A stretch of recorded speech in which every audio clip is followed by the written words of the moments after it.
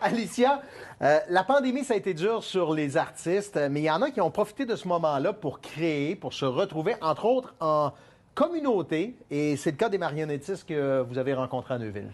Le collectif Le Chemin qui marche, c'est 3 marionnettistes en fait qui se sont rassemblés, qui habitent là depuis 2008 et qui sont en plein travail de création. Je vous le dis tout de suite, ce ne sont pas des marionnettes standards comme on peut imaginer avec des pantins articulés. C'est vraiment des marionnettes à part. Je suis allée les rencontrer cette semaine. Je vous laisse découvrir ça.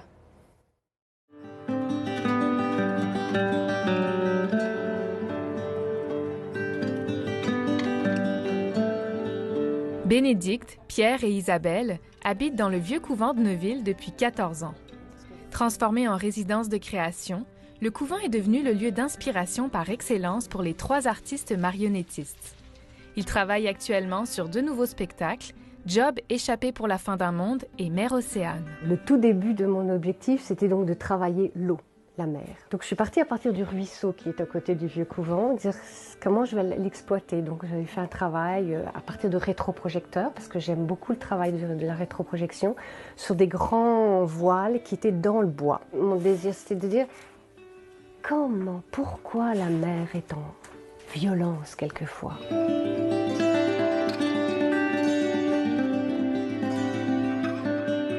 Moi, j'aime quand c'est dénudé, Bénédicte et Isabelle aussi d'ailleurs, quand il y a peu de choses, peu d'éléments, à condition d'être très présent dans le spectacle, hein, évidemment, de ne pas rater son coup. J'appelle chez mes spectateurs à ce qu'ils vivent, à leur histoire, leurs images, leurs monstres aussi. Pour les artistes, la marionnette permet de donner vie à la matière. N'importe quel objet peut alors raconter une histoire. J'avais aussi vaguement entendu dire qu'il avait été très riche. Il avait 7 fils, 3 filles. C'était comme une rencontre avec un personnage que je ne connaissais pas, qui est le personnage de Job de la Bible. Je l'ai vu sous cette forme-là. Ça, c'est des tissus qui avaient servi pour un autre spectacle. Bon, au fond, c'est comme des guenilles.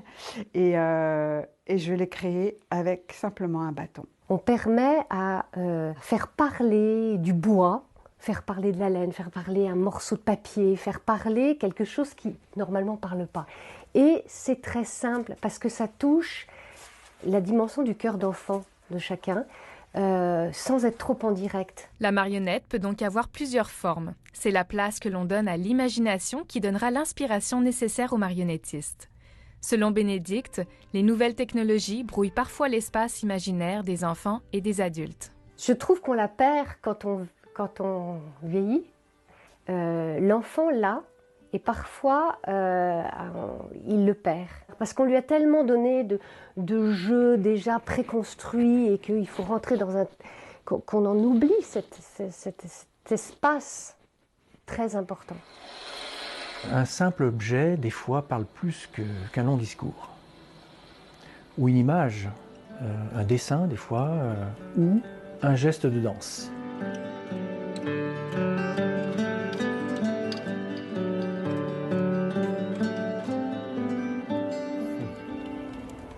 Je vous avais dit vraiment qu'on était loin d'un spectacle traditionnel de marionnettes, mais il y a l'un des aspects intéressants de ce collectif, c'est qu'ils offrent des formations, des ateliers et ils travaillent beaucoup avec les communautés autochtones ainsi que les gens qui sont peut-être moins familiers avec le milieu des arts. Alors je vous invite à les suivre sur leur page Facebook, Le Chemin qui marche. Puis c'est bon ce qu'elle disait, de laisser tomber nos idées préconçues et de s'imaginer.